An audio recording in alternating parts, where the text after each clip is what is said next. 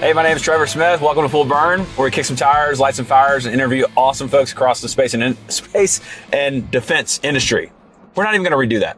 I'm here with Jiral, my buddy from Gravitics, Jiral Shah, head of BD over at Gravitics. What was the official title you told me? I already forgot. VP of BD. VP BD. Yeah. All right. We got to put it in sport mode because we're in. What are we in today? This is a Corvette. Not just a normal Corvette. This is an E-Ray. E-Ray. So it's an all-wheel drive hybrid. And the owner that I rented it from told me he's done 0 to 60 in 2.1 seconds. Should we try it out? I think we need launch mode for that. Yeah. And it's raining, so we're probably not going to get the traction we need. But where are we? Jiral, where are we? We are at Space Symposium. This is the largest space conference it's hosted here in Colorado Springs at the Broadmoor Hotel. It's a beautiful venue. But I'm not going to lie, this is not for the faint of heart. This conference will take everything that you have and drain all of your energy.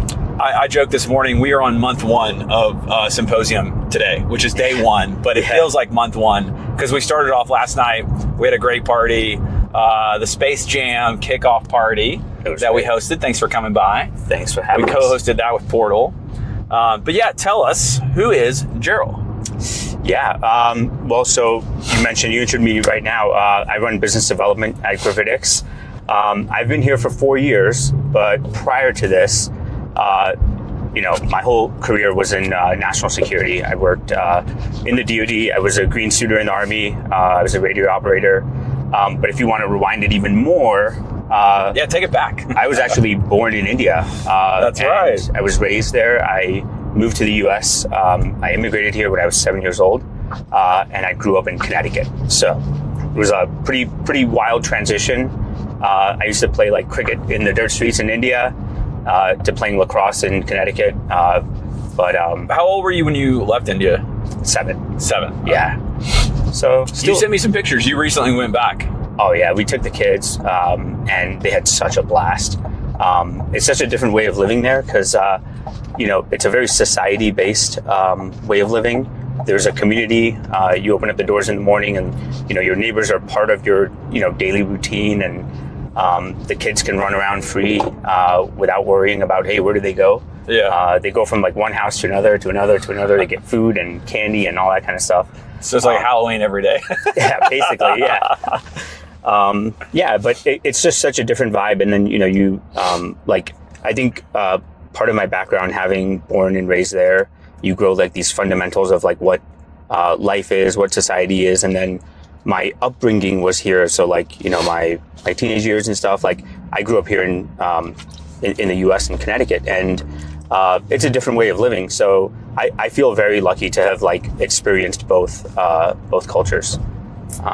Yeah. So what did you study in college, and then what got you into like the defense side of things? Our business, Yeah, it's kind of a wild turn, but I went in as an engineer. I studied undergrad. I went to George Washington University in DC. I studied electrical and biomedical engineering. But I graduated in like the middle of the housing crisis, and it was so difficult to find jobs. But growing up, I always had a passion for the military. Yeah. In fact, like when I was in India growing up, my uncle here in the U.S. was a combat engineer in the Army, and he was deployed in the Gulf War. So I would hear stories about him getting deployed, and I was like, man, that's just such a cool like way to live. Kind of like the selfless service aspect of the military. And so I always knew that I wanted to do something around the military. In high school, I was part of Naval Junior ROTC. And then, finally, like once I got my degree, I was like, man, finding a job in biomedical engineering is really tough. Let me just go and pursue my second passion. And so I enlisted in the military. I have to pause you. Do you know that my original degree was supposed to be, I was supposed to be a chemistry major. What? And then a biochem major. And then I'm like, I'm not supposed to be in a lab. Sorry. All right, back to you. Well, I mean, I had a similar thing. Like I was such a, like, I didn't have really good grades. I wasn't the best student, if you will, but I was really good at everything else. Oh, woo, got that sideways. It's a little slick. A little slick. Good thing we got all-wheel drive. Yeah. Yeah. The hybrid. Yeah. The hybrid. All right. Yeah. Studying. Well, so studying was not in my like future. But I enlisted in the Army. I went in as a radio operator. The MOS, it's like the job is a 25 Charlie, which is a radio operator. Okay. But everybody that is a 25 Charlie, like going through boot camp and all that kind of stuff, like advanced training, everybody is, they joked is that it was like colorblind, 25 colorblind, because everybody there ended up there because like going through the medical entrance exam, you show up like colorblind, they're going to put you in this job. You can't do everything else. I'm not colorblind, but I am color deficient. Very interesting fact. Oh, I didn't know that about you. Yeah. But yeah, so after the Army, I was a radio operator, and I also had my engineering degree. So immediately after, all my training and stuff, I got a job working for the Army out of the uniform. So I was evaluating the next generation of software-defined tactical radios for the Army. Wow. And it was great because, I operated the old dinosaur radios that we had, and at the same time, I'm fielding the next generation. So it was really cool to see like the technology, getting transitioned. And, I helped certify and field some of the coolest radios at that time. Eventually I got tired of radios and I was like, man, I gotta like learn something really cool. And so I dabbled in MILSATCOM. And that was interesting. I got to learn modems and terminals. I learned basics of space. And I was like, man, I really just love space. Is that where you got sort of first introduced to space? Yeah. Okay. Yeah. And I actually went in for my master's in space systems engineering at Hopkins. And it was such a great program. And that sold me even more because the professors are in their day job, they're building payloads that are, like, for example, one of our teachers built, was a mission manager for like the New Horizons mission to Pluto. Oh, wow. And so it's cool to see like in their day job, they're actually executing these things and then bringing it into the classroom. And so there's definitely this, I enjoyed that way of learning rather than here's what the textbook is teaching you and like, here's, differential equations and all that. Eventually, I moved into... I'm a big differential equation fan. Are you? No. Sorry. It was easy. Diffie-Q was not my favorite thing. But you were on the government side. Not a civilian, you were actually serving. I was a civilian. Well, I was a soldier in the Army. Yeah. And I was a civilian working for the DoD. Okay. And so I moved within the DoD. I moved several times. So I started off working for the Army in a lab, testing and fielding these communications technologies. And then I was like, man, I got to get closer to the action. This technology still feels so old. I was like, what's all the latest technology? And I realized like it's in the commercial marketplace. So I said, well, let me go and learn commercial SATCOM. So break that down. It's commercial satellite communications. Correct. So think about like for my mom watching. Oh yeah. Oh, Miss Smith. I apologize. So military SATCOM, MILSATCOM is military satellite communications platforms. They're basically satellites that are purpose built for military communications, and the only users on there are military. Commercial SATCOM or satellite communications is commercial companies that are building these commercial satellite technologies for comms, and they do it for for example, Starlink is probably the most popular right now, but there's Inmarsat, Intelsat, SES, and Iridium, and there's like a whole bunch more. But the really interesting thing there was the way that technology was brought to market. These companies are building it, and they have I'll pause you here. Yeah. You have a beautiful view being in Colorado Springs. This is one of my favorite places to come.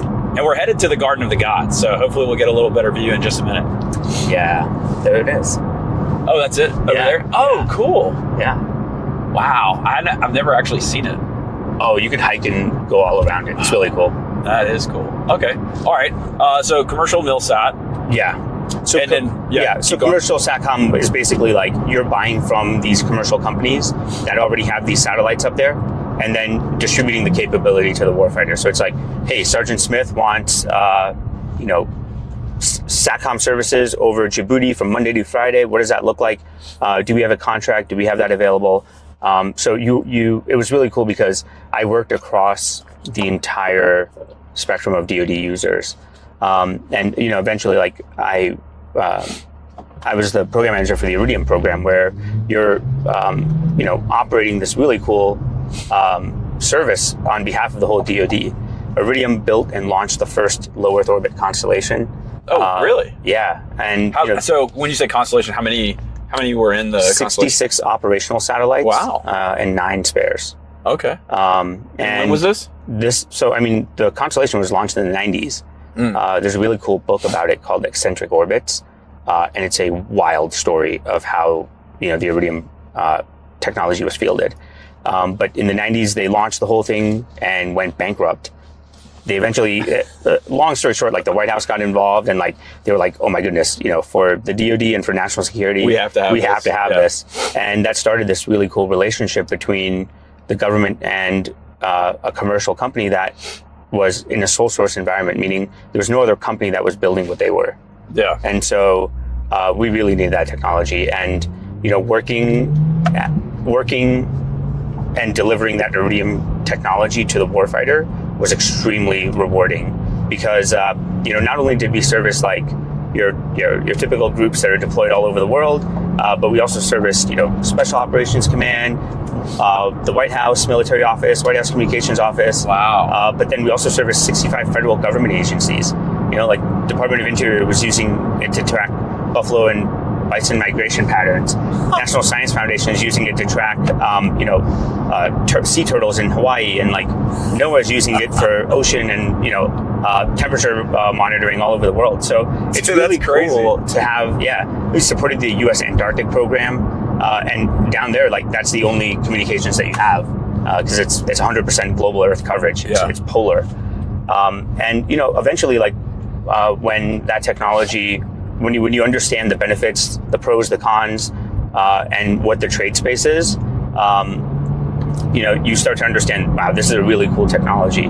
The more important thing that program had was how it delivered the service. Yeah. So this is going to sound kind of boring, but the contracts and money are how commercial technology is delivered to the warfighter.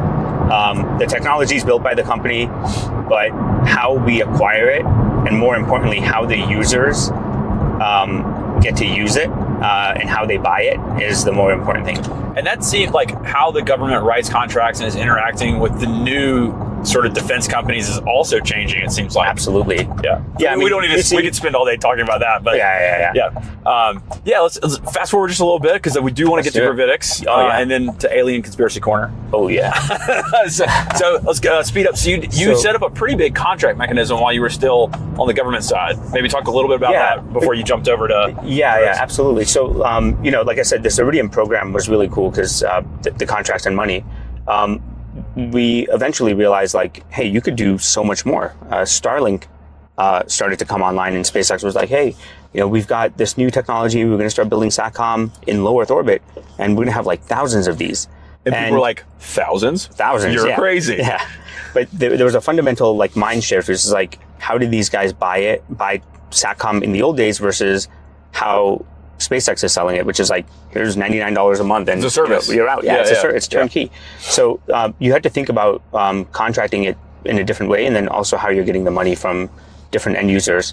And that led to this creation of this PLEO contract, or Proliferated Low Earth Orbit. Can you buy anything? Yeah, I had to say that. PLEO, Proliferated Low Earth Orbit, meaning space technologies that are built by commercial companies that are operating in low Earth orbit, and providing a service to the DoD.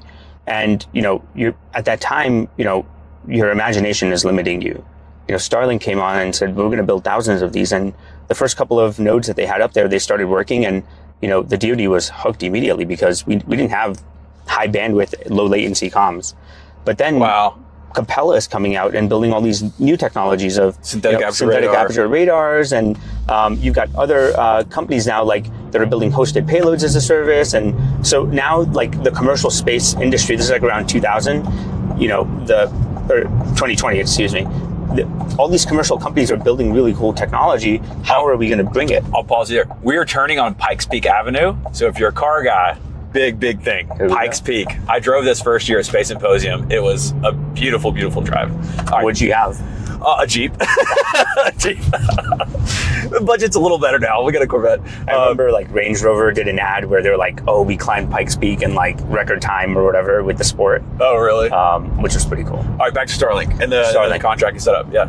Yeah, so the PLEO contract was, the genesis there was, can we buy anything as a service and really just take the acquisition aspect out of it? And the concept was, if you're a commercial company and you've got assets that are in low Earth orbit, can the DoD benefit from it? We would on-ramp you onto this IDIQ that eventually got stood up.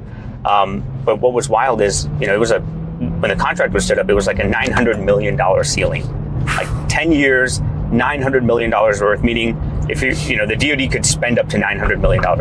Well, in the first year or second year, I think, the DoD burned through that so quickly. And the PLEO contract ceiling went from 900 million to 13 billion. Which should tell you like of a very like telling story here that the Space Force recognizes commercial companies. Yeah. They recognize, being able to adopt that technology quickly is the key here. So, wow. So that was a very exciting. That was kind of like your big push before you come over to the private side? Well, yeah, and this was all happening in parallel. Space Force was being stood up. They didn't have a lot of these kind of concepts of how do you move money more efficiently, like using working capital funds. And so I spent a good bit of time trying to like.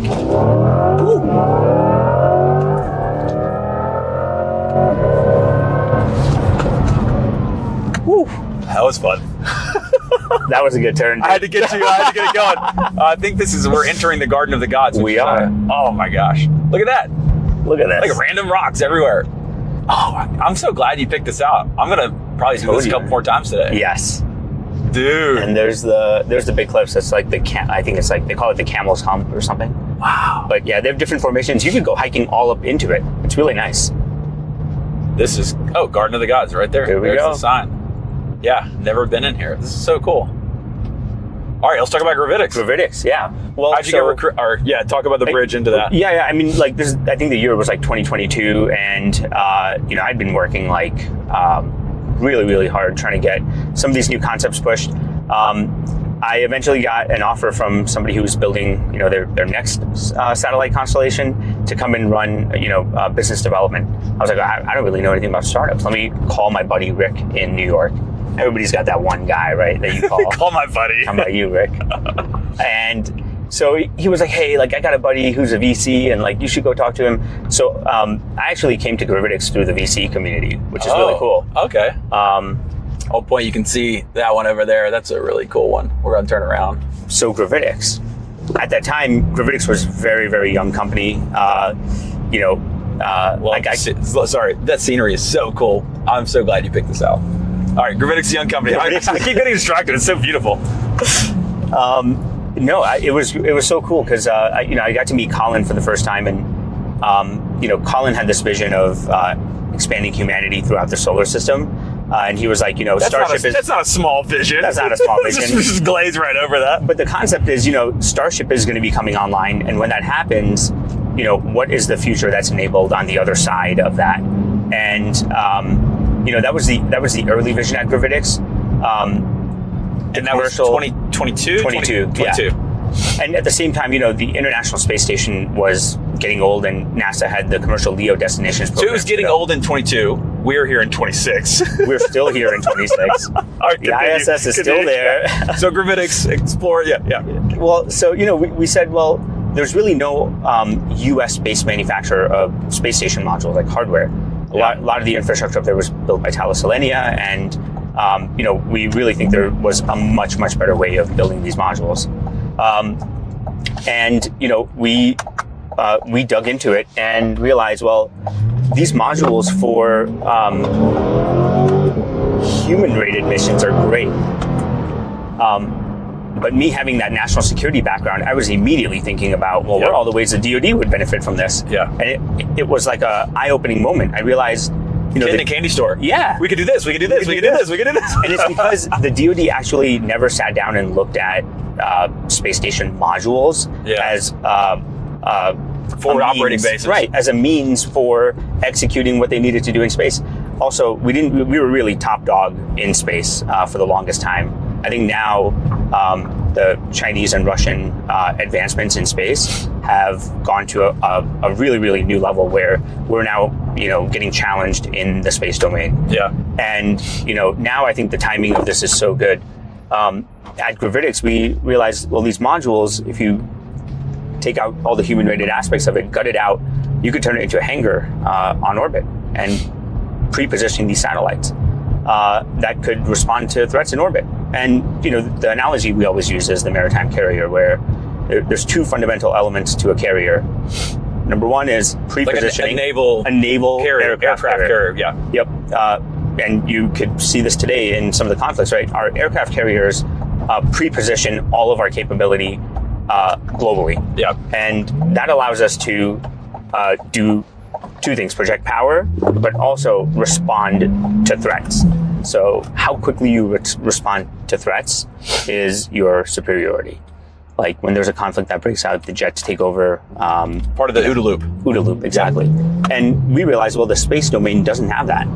And so these orbital carriers that we're building, and we just announced it. We're looking at 2027 now for our first launch. The Diamondback. No, so we're going to be flying a portion of, we're going to be flying like the elements of the orbital carrier on that. Oh, the element. Okay. Right. So that'll be in 27. And, with these carriers, we have a high energy kick stage that's accompanying them to get from point A to point B really quickly in space. So you're testing out a demo, like a small version of this orbital carrier. Right. What sort of tech debt would that buy down? Like, say the mission's a full success, you've bought down the tech debt, and you're like ready to go for the big one. Yeah, I mean, or like basically your fundamentals, right? Like flight software, GM&C, avionics, thrusters. All the fundamentals. All the fundamentals, getting flight heritage on it, and just our team practicing and getting used to doing this. Has Gravitics put anything in space yet? Yeah, I mean, we've got a piece of Kevlar that flew up on the Missy mission. Oh, okay. But I don't know if you can qualify us as flight heritage yet. Was that your space armor? That was our predecessor to space armor. Sorry for the audience. Jiral and I have a joke. They can I tell the story? Yeah, you can absolutely tell this story. Cool. Make sure you're not still mad at me. Sometimes. So I'm on LinkedIn. We have space armor, which is flying up this year, and we had wanted to call it space armor. Internally, we have been talking about that.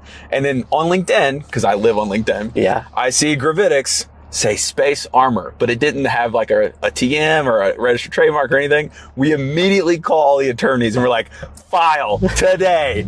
And I'm like, I didn't even know you guys then.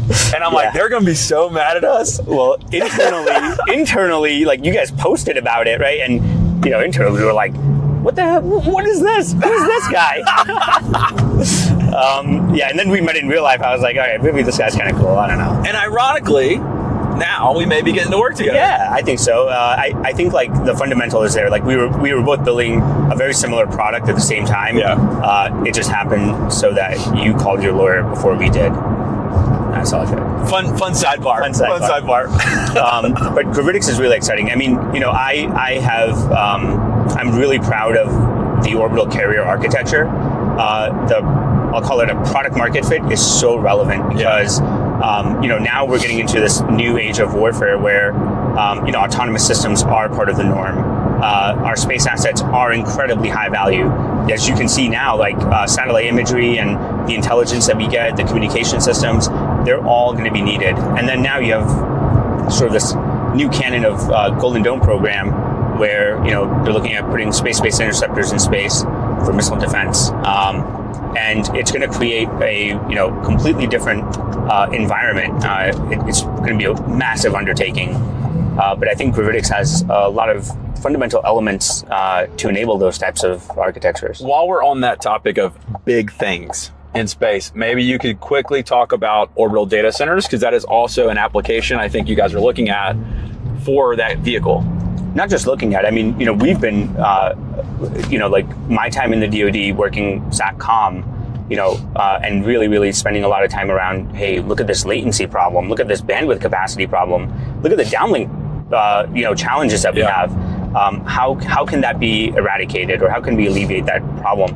I think orbital data centers are, we've been thinking about it for a long time, and what we realize is that they're absolutely going to be needed. There's no doubt in my mind that the future of humanity will have orbital data centers. The question is, what are the first enabling elements? Absolutely. To prove it. And, when you look at sort of the, product adoption curve, you have like the early adopters that are very limited and they're high risk. Certain parts of the DoD are incredibly excited to jump on something like this because it solves a very near-term problem today. Well, and I think just for the general public, they're like, well, why do we put data centers in space? That sounds way more expensive than having them on Earth. Well, you need compute in the space domain, and so that capability does not exist. So you can't really compare a terrestrial data center service because you can't use it in the space domain. You necessarily have to have that capability in the domain so you can use the compute. So it's like an apples and oranges thing. Yeah, I think there's two ways to think about it. So the immediate application that I'm seeing for orbital data centers is, right now we have so many more satellites than we have ever had. And these satellites are collecting information data at a pace that we have not had before. And obviously now we all know data is, it's incredibly valuable. We don't have enough assets to help downlink all that information and bring it back and then, turn it into actionable insights. A lot of times, some of that data might become stale by the time it becomes actionable intelligence. And so what you really want is more compute at the source of collection. Which shifts the OODA loop into space. Exactly, yeah. And so that's how you shorten that kill chain, if you will. Especially for Golden Dome, right? Because you think about how quickly you have to react and decide what you, detect and decide what you're going to do. Oftentimes it's in minutes. So, when you're talking about that kind of time scale, every second counts, and you have to be sure that it works. So I think pushing orbital data centers at a time where we're going to need more sensors in space is the right move. The other use case for orbital data centers, or I should say data centers in space, is, the further you move away from Earth, the better that business case closes for orbital data centers. Because you need the compute. You need all of that compute where you are, because the latency delay, latency delay is just so late. So now you're talking about we're going to go back to the moon, and Jared Isaacman at NASA, the NASA administrator, it has a massive push now to really create a budding lunar economy. All of that is going to rely on data, massive amounts of data. At the edge, at the lunar edge. At the lunar, yeah. So you're going to have sort of this Earth-independent network that is going to be operating. And when you're doing that, you need high amounts of compute. Space. Do you know who's on contract to power the first lunar data center? We announced this last year. I'm just kidding. We announced it last year. No, I think you guys are square in line for that type of technology. And lunar environment is so challenging. That was a good taste, by the way. I'm so excited for that. And just getting out there, proving that it can be done. Proving that this is how architectures can be fielded, it's going to be really important. And for data centers, right, the key technology isn't just chips, it's the power and thermal element. Well, you are the first interview.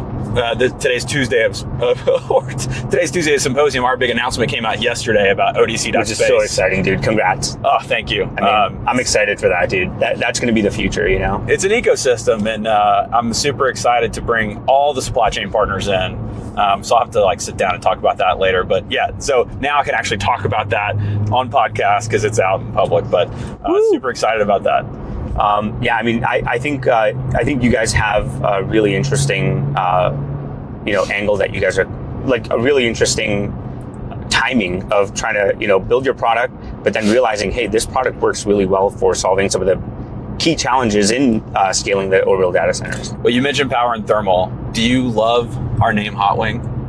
Our deployable Hot wing? Oh, you didn't know that? I didn't know you named it Hot Wing. We announced it yesterday. So the deployable power is light wings. The deployable radiator is hot wings. It comes in all kinds of sauces. You can get. I'm sorry. We're having too much fun with it. But yes, it's called hot wing. Hot wings. Our press guy was like, "Are you guys serious? You're gonna call it hot wing?" We're like, "What else would we call it? It's hot and it's a wing and it deploys. Like, what else is a hot wing?"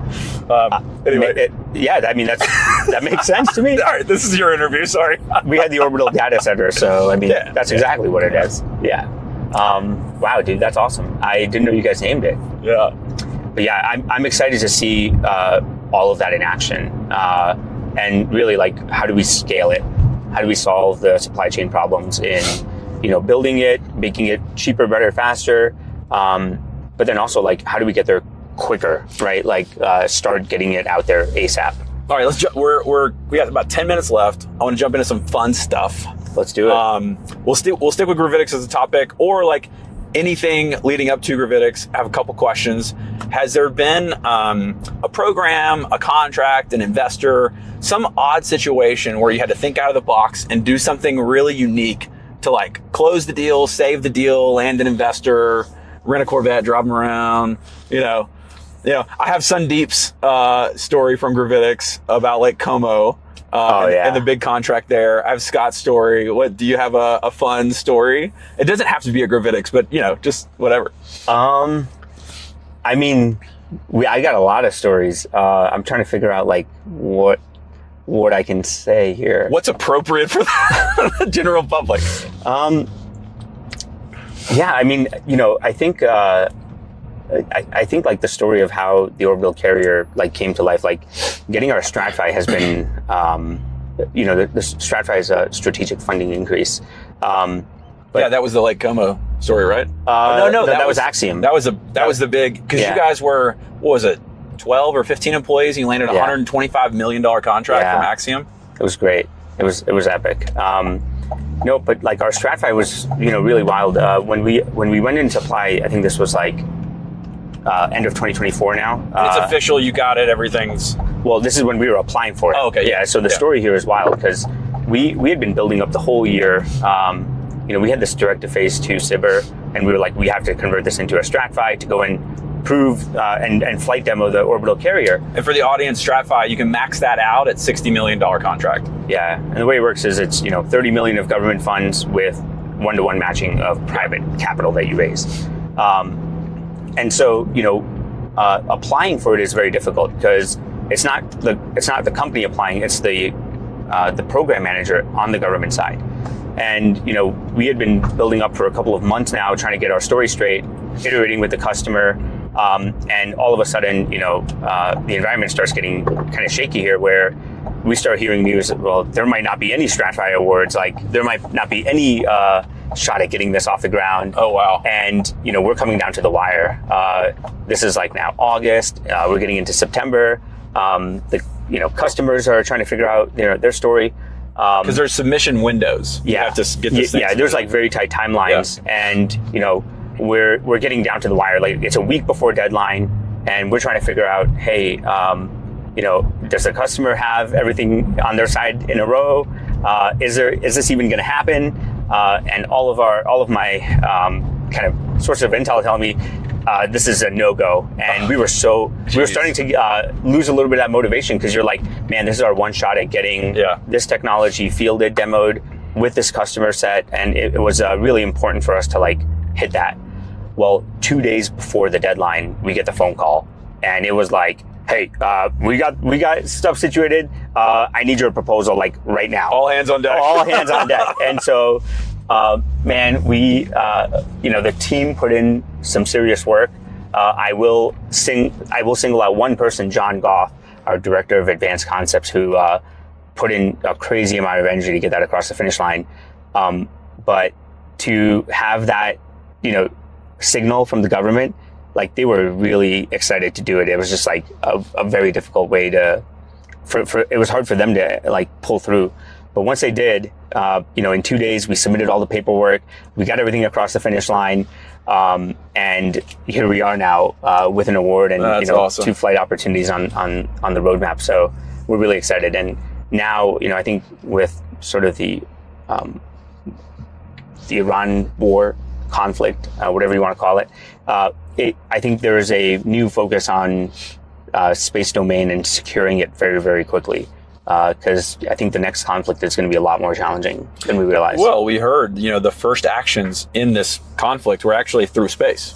Right. That was the first place that we went. Even in Ukraine, right? Like the Ukraine conflict hit, and immediately a lot of the SATCOM was being jammed, and this commercial SATCOM, military SATCOM, Starlink was getting jammed, and so space and cyber are the first two domains that are going to go when you start a war. So, we're excited. What was that Netflix movie?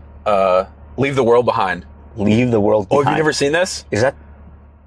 Oh, I'm thinking of Don't Look Up. You've got to watch it. I got to watch it. Leave the World Behind. It's literally what you're talking about right now. It is like, it'll make you want to go to your local prepper store.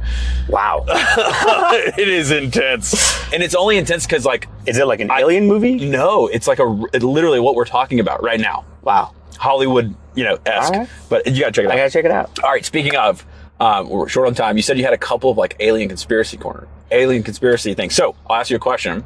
Do you have any first or second person stories about encounters with other intelligent species, or do you currently have an alien probe in your body right now?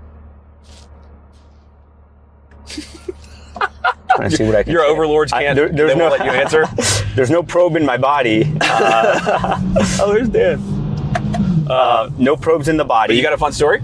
I've got Or conspiracy. I've got fun conspiracy theories. Let's hear it. For sure. Actually, this isn't even about aliens. It's about the future of humanity. Bring it on. And it started when I was watching at the peak of COVID. I was watching binge watching a bunch of Netflix stuff, and there's this Alien World documentary. Yeah. The future of humanity is once robots have learned how to mine or harvest their own source of energy and build and repair themselves, humans will no longer be needed. We are vestigial. Oh boy. And so it's a pretty dystopian outlook, but I do think that humans will not be optimized for the future that's coming. And that's because we have feelings, thoughts, emotions, whereas the computers, AI, robots, they won't. They're going to be optimizing for how to get more energy. So if you look at the evolutionary space here, everything has been done to get more energy, so that you can survive and do something your predecessor couldn't do. With the advent of AI now and how quickly these things are being fielded, our brains will not be able to keep up with the rate of change. Yeah. And so now, obviously we're building computer systems to offload all of our knowledge. All of humanity's knowledge is now digitized.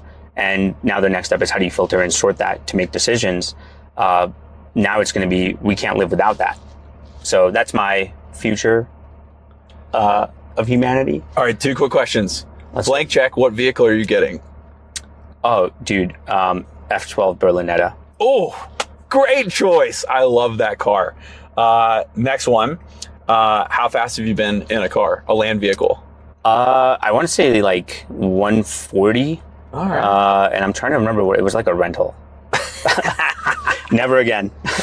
All right, Jiral, it's been fun, man. Thanks, dude. As always, brother. Thanks for watching Full Burn. Catch you next time. Thanks.